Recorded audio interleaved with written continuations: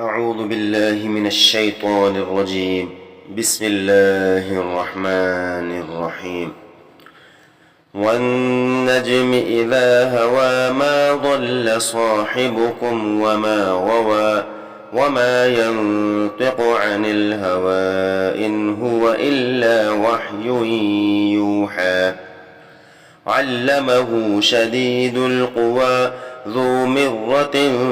فاستوى وهو بالأفق الأعلى ثم دنا فتدلى فكان قاب قوسين أو أدنى فأوحى إلى عبده ما أوحى ما كذب الفؤاد ما رأى أفتمارونه على ما يرى ولقد رآه نزلة أخرى عند سدرة المنتهى عندها جنة المأوى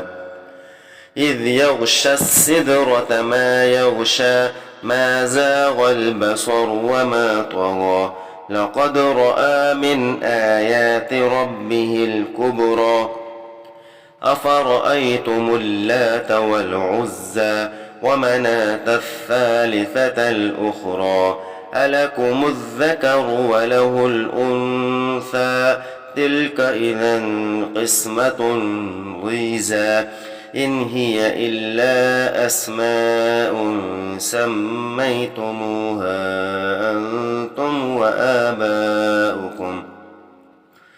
أنتم وآباؤكم ما أنزل الله بها من سلطان إن يتبعون إلا الظن وما تهوى الأنفس ولقد جاءهم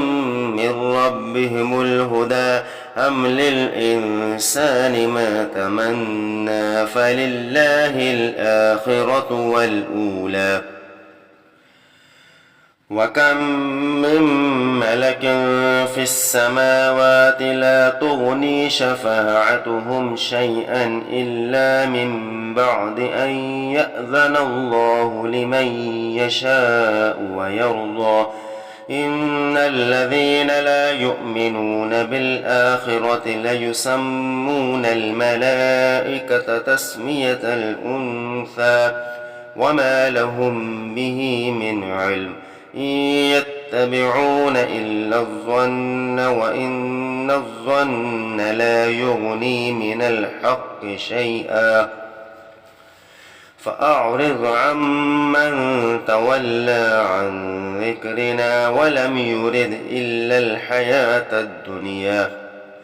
ذلك مبلغهم من العلم إن ربك هو أعلم بمن ضل عن سبيله وهو أعلم بمن اهتدى ولله ما في السماوات وما في الأرض ليجزي الذين أساءوا بما عملوا ويجزي الذين أحسنوا بالحسنى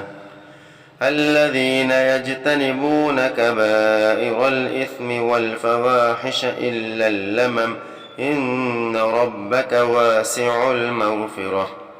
هو أعلم بكم إذ أنشأكم من الأرض وإذ أنتم أجنة في بطون أمهاتكم فلا تزكوا أنفسكم هو أعلم بمن اتقى أفرأيت الذي تولى وأعطى قليلا وأكدى أعنده علم الغيب فهو يرى أم لم ينبأ بما في صحف موسى وإبراهيم الذي وفى ألا تزر وازرة وزر أخرى وأن ليس للإنسان إلا ما سعى وأن سعيه سوف يرى ثم يجزاه الجزاء الأوفى وأن إلى ربك المنتهى وأنه هو أضحك وأبكى وأنه هو أمات وأحيا وأنه خلق الزوجين الذكر والأنثى من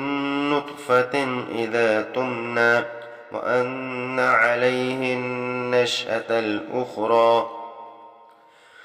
وأنه هو أغنى وأقنى وأنه هو رب الشعرى وأنه أهلك عادا الأولى وثمود فما أبقى وقوم نوح من قبل إنهم كانوا هم أظلم وأطغى